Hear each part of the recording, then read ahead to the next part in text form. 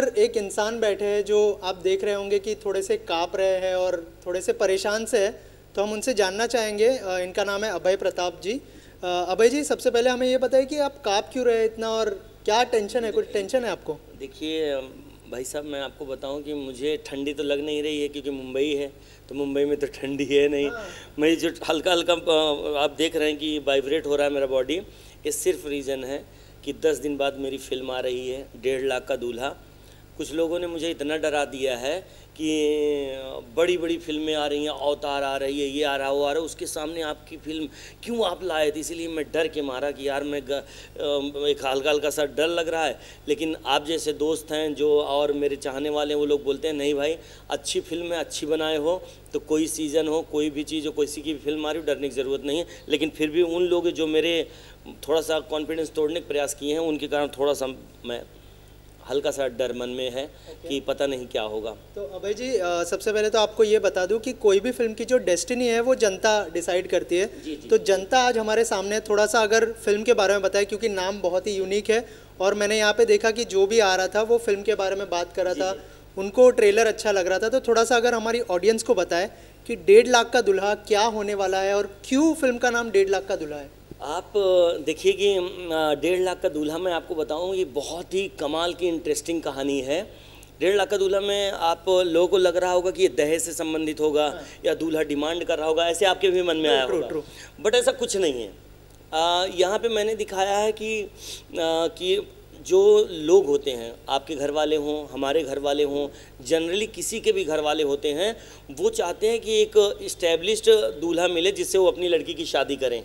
हाँ, तो यहाँ वो दूल्हा खड़ा है जो 1.5 लाख रुपया, लोगों को लगता है कि 1.5 लाख रुपये पर कैसे उसको लिए लोग भाग रहे हैं पीछे, कैसे उसको अपनी बेटी का पति बनाना चाहते हैं, इसके लिए वो चल रहा है।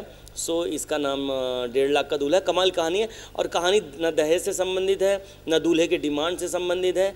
और इसमें भाई साहब सबसे बड़ी चीज़ देखने को मिलेगी, मैंने इंडस्ट्री के पर डे का खुलासा किया है।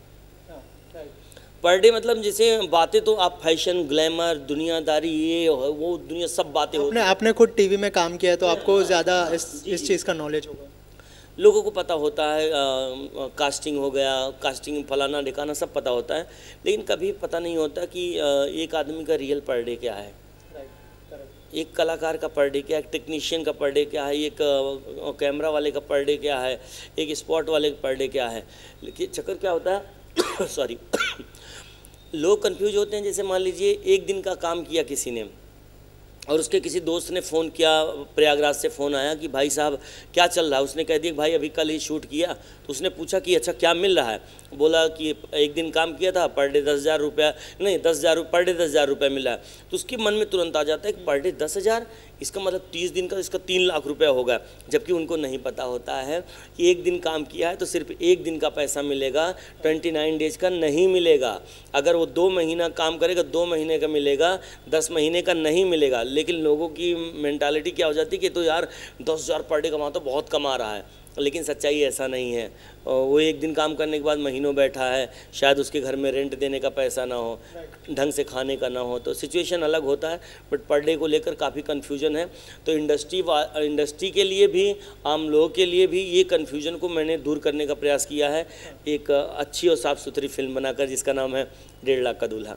आपने बिल्कुल ठीक कहा कि ऑडियंस को आई एम श्योर पता नहीं होगा कि अगर एक दिन काम करते तो उसका ही पैसा मिलेगा, लेकिन जो 5 दिन वो लोग घर पे बैठते हैं उसका पैसा बिल्कुल नहीं मिलता। इसकी वजह से बहुत सारे हमने देखा कि इंडस्ट्री में बहुत सारे जो एक्टर्स, जो कोविड में हमने देखा कि जिनको पैसे के और बहुत सारी प्रॉब्लम्स हुई, इंडस्ट्री ने उनको हेल्प भी किया, कुछ एक्टर्स को हेल्प भी नहीं किया। तो मुझे लगता है कि इस तरह की कहानी भी एक सामने आएगी एक्टर्स को लेके स्पेशली।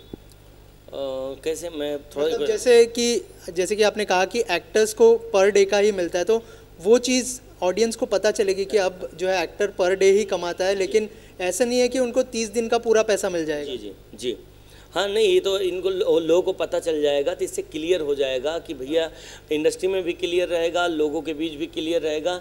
और कभी कभी होता है कि हम क्या होता है कि किसी ने बता दिया अरे वो एक भाई पर डे जो है 25,000 रुपये पाता है, तो सामने वाले ने जोड़ लिया कि 30 दिन का तो इसका हो गया, फिर लाखों, मतलब लाखों हो गया, 4 लाख 5 लाख 6 लाख रुपये पाने लगा। तो इस कन्फ्यूजन में अपनी लड़की की शादी कर देते हैं।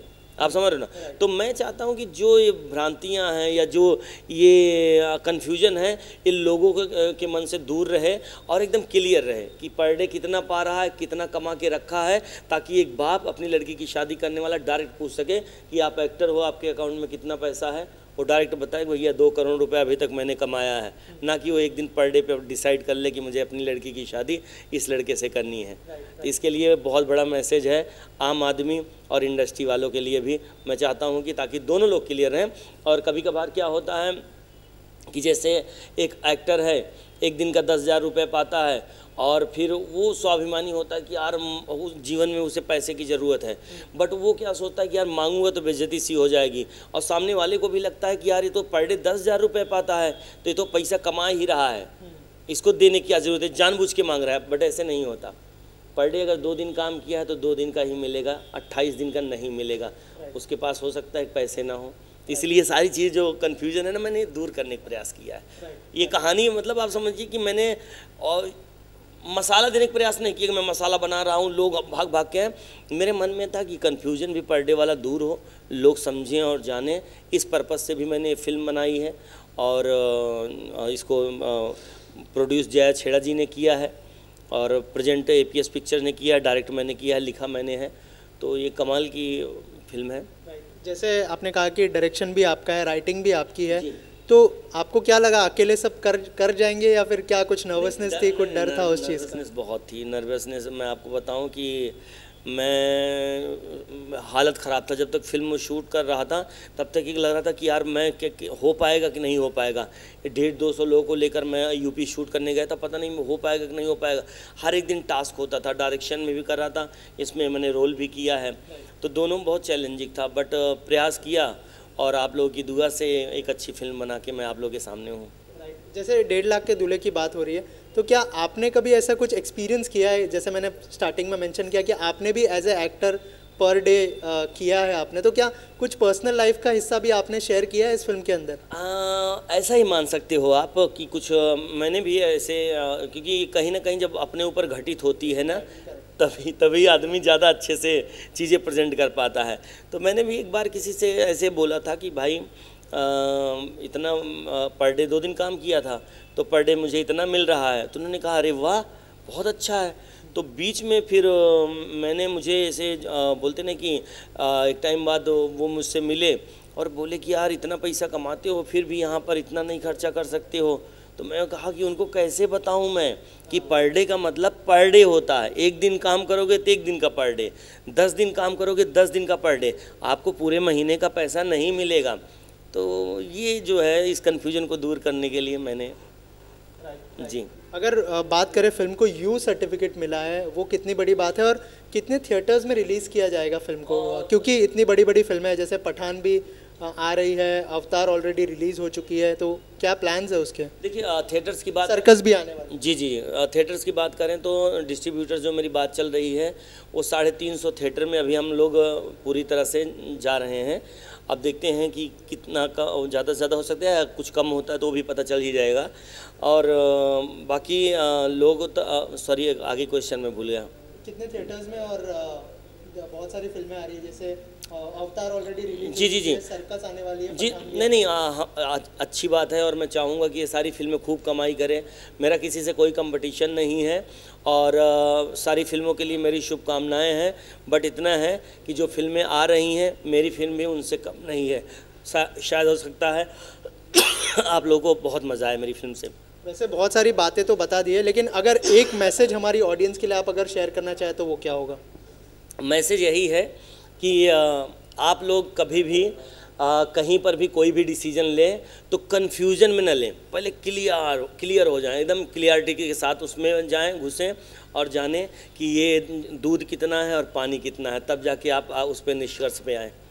थैंक यू सो मच हमसे बात करने के लिए और आपकी फिल्म के लिए बहुत सारी शुभकामनाएं। Thank you so much. Thank you.